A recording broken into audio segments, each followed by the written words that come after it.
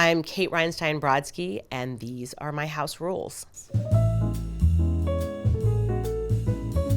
My first rule is proportion is king.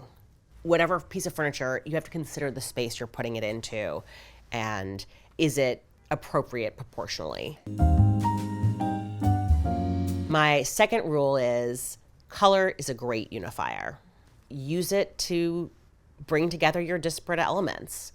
Use it to draw the eye, to make different things meld together, and use it to hide the chaos of life.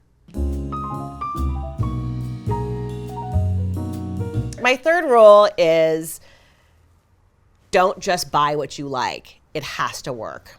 It's so hard to think that you can buy whatever you like. You have to buy things that work with your life. If I just bought what I loved, we'd have like 18 million, we already have an insane amount of plant stands and pedestals. There would be like 45 more, and then there'd be like a million little chairs that no one could sit in, and probably not enough light. I mean, it wouldn't work.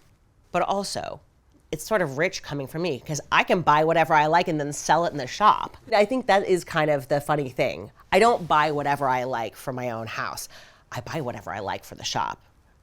And then I wait for the right person to come along for whom that is the thing that works.